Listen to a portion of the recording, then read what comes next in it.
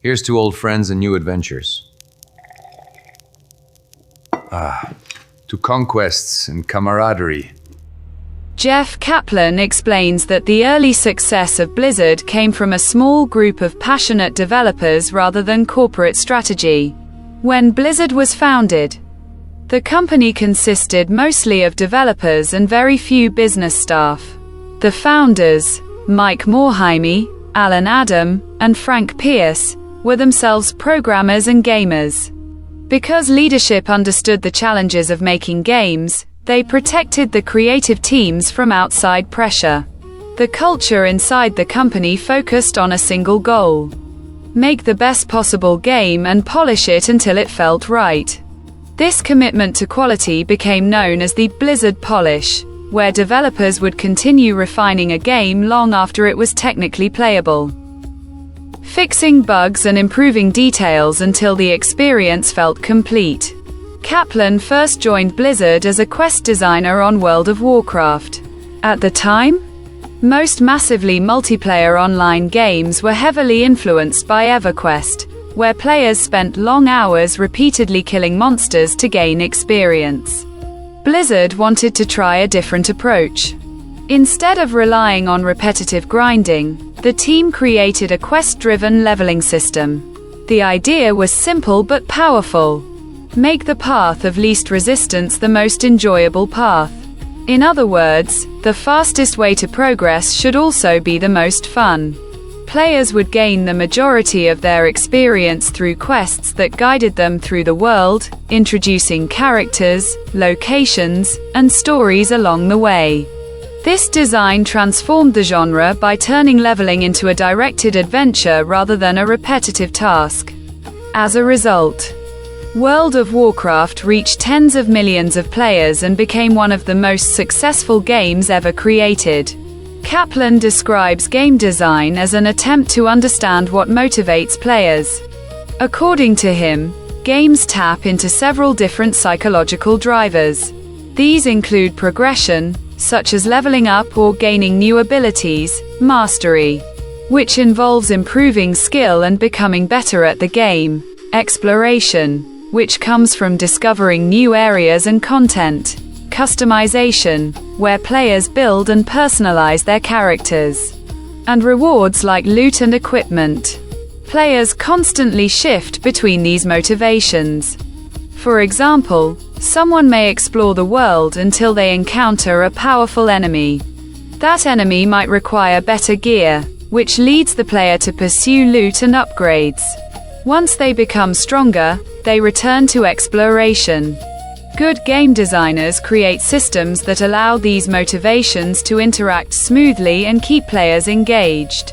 Years later, Kaplan became the game director for Overwatch.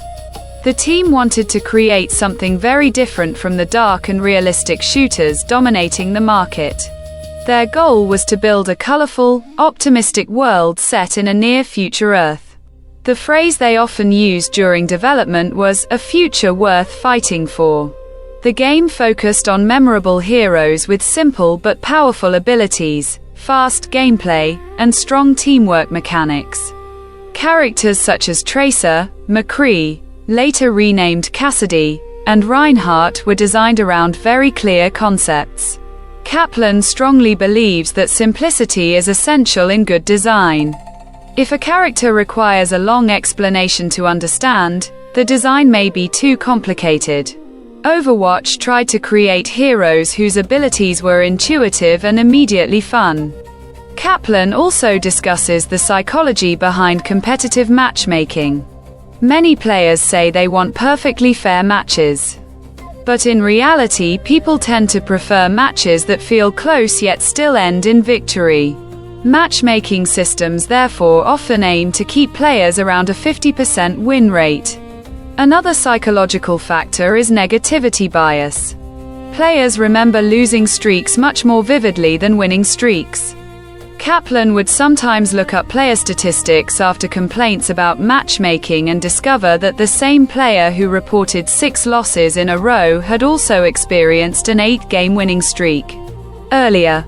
Human memory tends to emphasize frustration more than success. Looking back at Overwatch, Kaplan believes one design choice created unintended problems. The game emphasized team success and deliberately minimized individual statistics.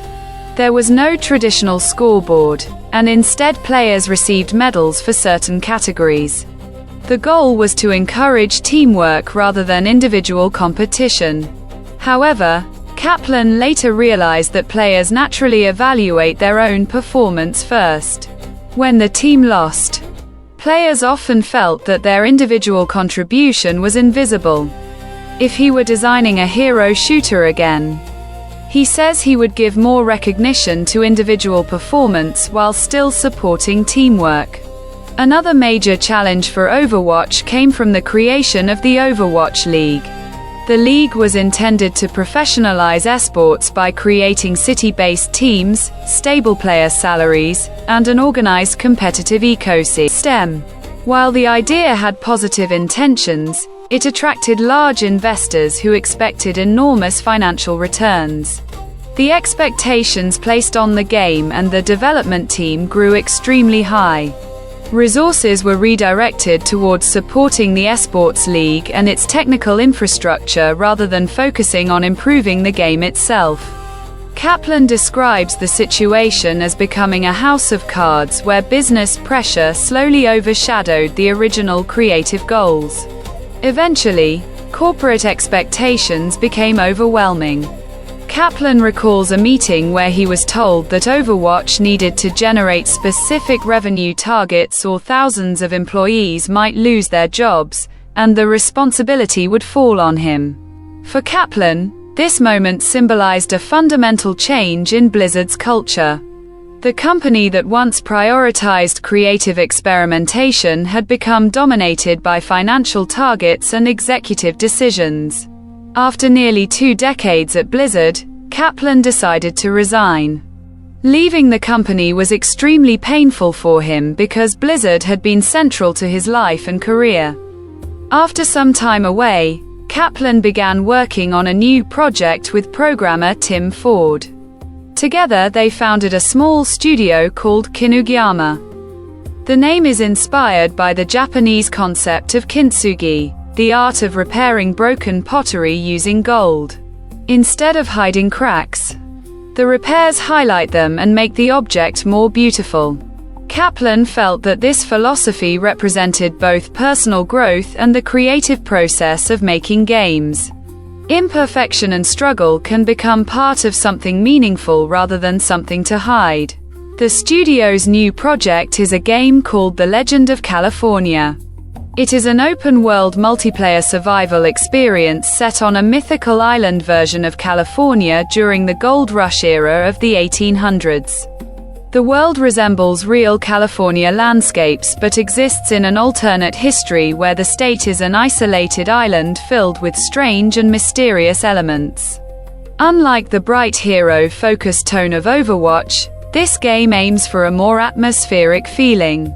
The world is meant to feel vast, lonely, and slightly dangerous. Players should feel small when they enter the world, gradually gaining confidence and strength as they explore and survive. Kaplan emphasizes that the goal is to create a living world players can inhabit rather than a tightly structured competitive experience. The game uses a voxel-based environment, meaning parts of the world can change or be shaped by players. Different servers will generate different versions of the map, creating varied experiences each time players begin a new adventure. The design is intended to encourage exploration and discovery while maintaining a sense of mystery. Finally, Kaplan shares his thoughts about the future of the game industry. He believes the most exciting innovations will come from small studios rather than massive corporations. Large companies often focus heavily on monetization, predictable franchises, and financial performance. Smaller teams, by contrast, can experiment and take creative risks. According to Kaplan, the history of games shows that new ideas usually originate in passionate groups of developers who care deeply about the craft of making games. His advice to creators is to protect that craft and not surrender it entirely to corporate interests. The most memorable games are made when developers follow their curiosity and build worlds they genuinely love. In Kaplan's view, the future of gaming depends on those creative individuals, what he calls the weirdos of the industry, continuing to take risks and imagine new places for players to explore. I tell you, that beast was bigger than any shield I've ever carried.